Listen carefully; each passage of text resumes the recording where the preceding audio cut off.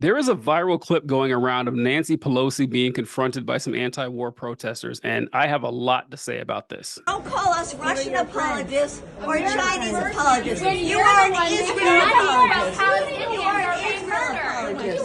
Voting yes or no? Are you going to vote no on the money? Are you going to vote no on the money, Nancy Pelosi? Profile. We Are you saw gonna that vote you no? hit $1 million. Are you going to vote no on the money? Congratulations on making money on that. We're not. In case you didn't see it in the text, the group that was protesting Nancy Pelosi was called Code Pink. Now, if you're as old as I am, you can remember back when Code Pink first rose to prominence in the United States. It was back during the mid 2000s, during the lead up to and the execution of the Iraq War. And they were a consistent and vocal opposition against the United States involvement in the war in Iraq. And perhaps their loudest member was a woman named Cindy Sheehan, who's the person that I want to spend a lot of time talking about today.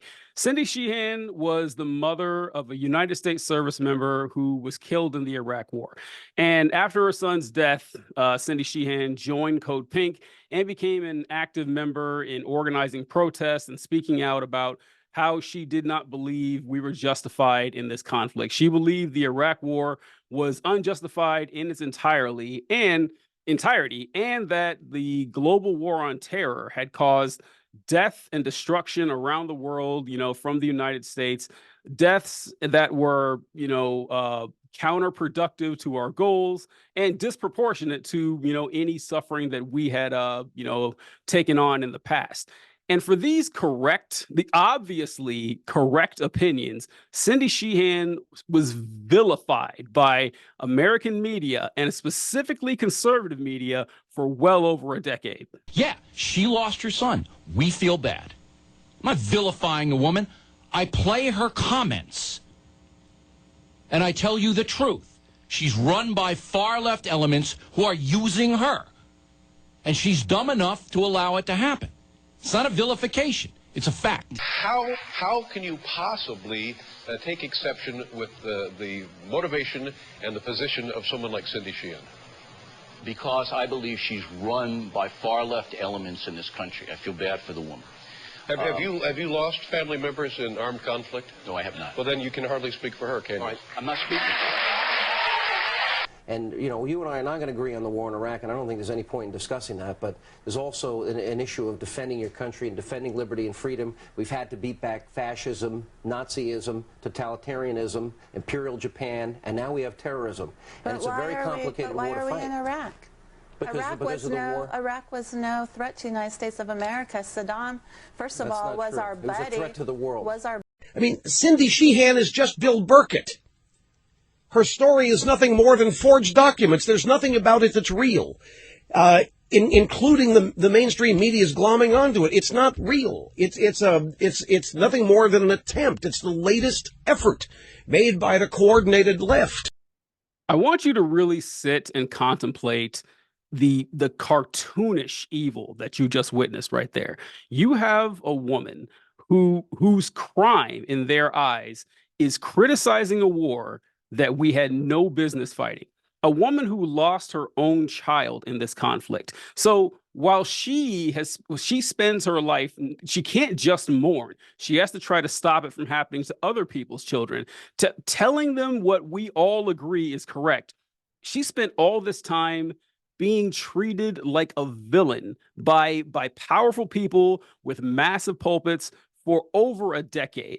While she was criticizing the largest government, the strongest government with the largest military in human history, they were on TV talking about how we should change French fries to freedom fries or French toast to freedom toast. Just making decks of cards out of Saddam and his generals like they did in the first Gulf War. It is so just disgusting that I have a hard time imagining that we all sat through that. We all saw this happen from 2003 to 2015 or so, when all these same people, Bill O'Reilly, Sean Hannity, Rush Limbaugh, all these right-wing ghouls decided, after Trump made fun of Bush, well, I guess the whole war on terror thing was kind of a mistake.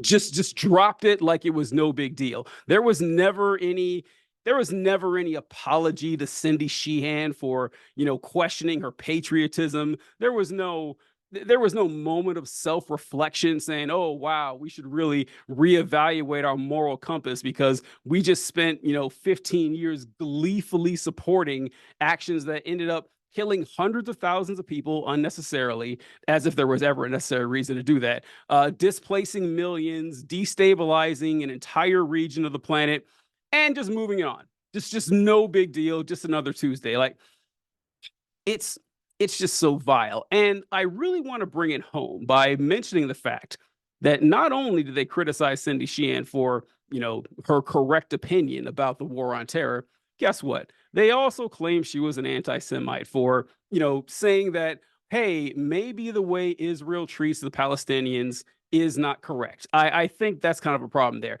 It's She's an anti-Semite and she loves terror. The same thing that they say to people every day that say this now, saying, "Look, yeah, maybe the IDF is going. Oh, well, I guess you like Hamas, huh? You just love terrorism, don't you?" And it's like, we haven't learned a goddamn thing. It's all this time we thought we'd learned something about what happened during the war on terror, and we haven't learned anything at all.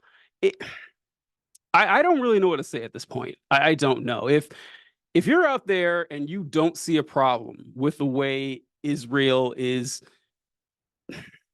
causing human destruction on a level that you wouldn't believe imaginable. Just millions of people being shoved ever in an ever receding southern line into Rafah now that they're bombing. And what is it now? Around 30,000 people that have been killed, murdered in the last few months. I just don't know, man. It's I would say shame on this nation if I thought we could feel it. And I don't think we can right now. It's devastating, man. I don't know. I don't know. It's just we didn't listen to Code Pink the first time, and I wish we do it this time.